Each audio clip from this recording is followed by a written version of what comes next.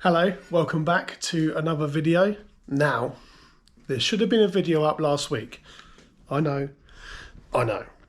But I did the YouTuber thing, and that's where I messed up a bunch of footage and I lost most of it. So there's probably not going to be a lot in this video of the older footage, and we've jumped ahead a little bit. Let me explain.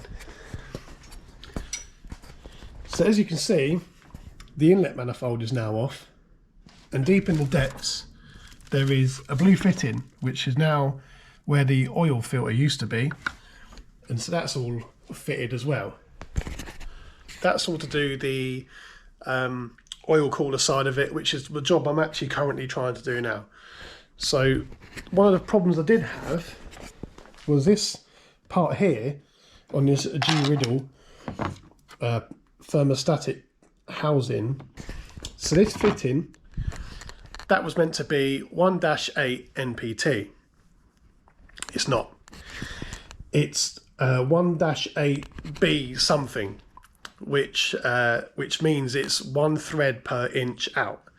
So what we did was, because it's the right way that you can actually run a die through. So we run a die through the extender I had, which then made it fit nice and snug. So we now got the pressure sensor on there, and then an adapter which runs in for this oil temperature. That's the word I'm looking for, oil temperature sensor. So then that all works together, so I know I have my pressure and my temperature all running off the same part on the car. This bad boy is going to probably live around here, so it's ease of access for changing the filter, keeping an eye on all the gubbins and everything. The turbo is also going to get its feed from there, from this clever little fitting, which runs in like that. So that's cool. And then that will route round. The wiring for the temperature is already done. The wiring for the pressure is under there somewhere. So that will just need to be extended / moved to be here. And then the original airbox air filter setup I made went to here, so I'm going to have to remake that. But that's not an issue because the filter was battered anyway. So as you can see, it's a bit. It's put the hours in. Let's put it that way. So that's going to get replaced. I'll remake the inlet pipe. Might try and do something really fancy. Who knows? But one reason the inlet manifold also is off is because I've always wanted to have a go at building my own inlet manifold. So I thought, well, why not? It's winter, car's on stands, have a little pop at it. So that's another job we're doing. The inlet to get off isn't overly a bad job. So if you're ever wondering, let me just quickly show you. You obviously have your top bolts, but the one that always gets you is this bad boy underneath. However, you can get to it quite easily if you have you get a socket and it goes up there, baz it straight off, and it's actually quite an easy job to do. So if you ever need to take this off, don't worry about it, just do it, because it's not overly a hard job, and that lets you get to your top half of your original oil cooler, your starter motor, doing your thermostat, all that sort of stuff. Makes the job so much easier with the inlet manifold off. So if you need to do these sort of jobs, don't be scared, just send it. So rambling a bit in this one because I'm trying to catch up to where I was, because I did film everything of this and it's not here anymore. So let me just carry on. So we got the underside. Let me get some light. Let's get some light. Get my trusty park side.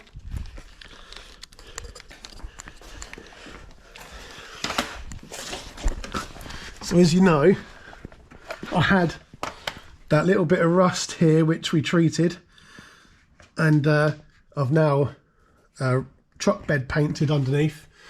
I still want to do that side, and this heat shieldy thing, just going to sand it back, and everything's going to get like truck lined just for a bit of extra hardness. The other side's also done. The subframe is actually at my work, where I have been using wire wheels and files and sandpaper to cut it back to the metal.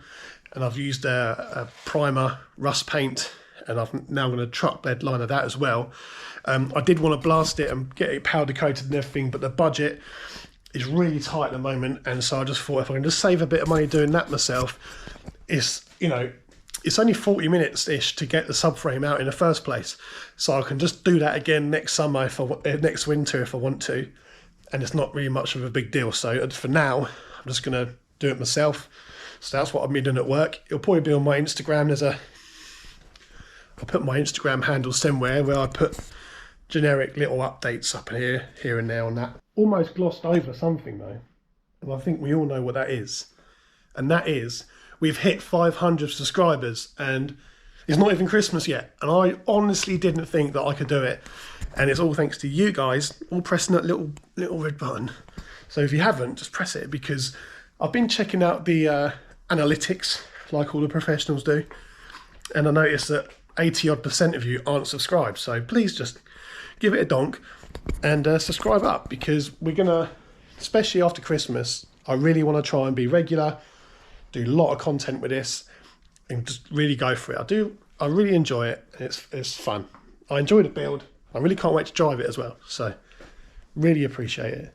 Honestly, can't thank you guys enough for subscribing to me. I'm just a idiot in a small shed having a pop, so it's quite nice to think that people actually want to see that, which is nice. So we've got a lot of plans for over winter, and we're going to just attack it, and you guys are going to be along for the ride. And then in the summer, I really would like to, when I'm going to do a drift day or a track day, I will post way in advance that that's what I'm going to do, because I'd love to also be with you guys, really, because probably a lot of you guys have got this sort of crap and you do track days and drift days, so we can just go and meet up and have a lot of fun together. It's could be great. So as for the fire suppression, I have looked online, and it does look like you can literally just use those really thick cable ties or P-clips, as long as it's held in position so this nozzle can't have an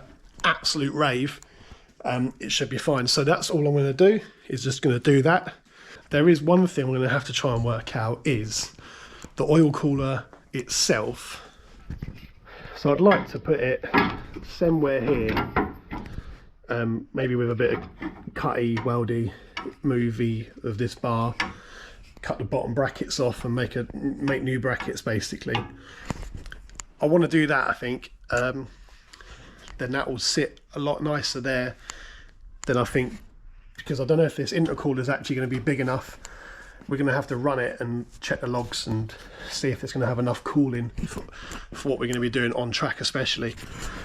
But the wheel's right here, and I don't want debris to smash into my lifeblood of my engine cooler. So what I'd probably do is I'll probably build or put some sort of meshing or something here, then that should help protect anything big from smashing into this. But then obviously also being here is it's going to be behind the side of the bumper, so maybe cut some holes or make some ducting, who knows. But if you're a bit more of an expert on where to put this sort of stuff, and if I did put it here, will that hinder the intercooler? I don't know enough about the flow of going through these sort of things to know. So if you know, please let me know in the comments. Like if you run that exact setup, that you just run your cooler, your intercooler, then your rad, and it's fine, just let me know, because it'll be handy. So yeah, sorry that this one's been a bit talky. There was action, but it's all gone. So we'll have to learn not to do wrong settings on this thing and be better with it. Also getting some extras things to do better sound quality, because I know it's one thing that does bug me. I like good sound quality when I watch videos, so I'm going to do that myself, I think. Try and do a bit of that. So yeah. So here's to the next lot of videos coming out, and I'd like to try and do them more regularly, at least every 2 weeks. There'll be some sort of video up. Like I said, there was meant to be one up, but it's gone. So this is the video, and so yeah, so thank you very much again for subscribing. If you haven't subscribed, bang the button, it's really appreciated, and we'll do more at some other point. And as ever, I don't know how to sign these things off, so I'm just going to put you guys here, and I'm just going to do one. So goodbye.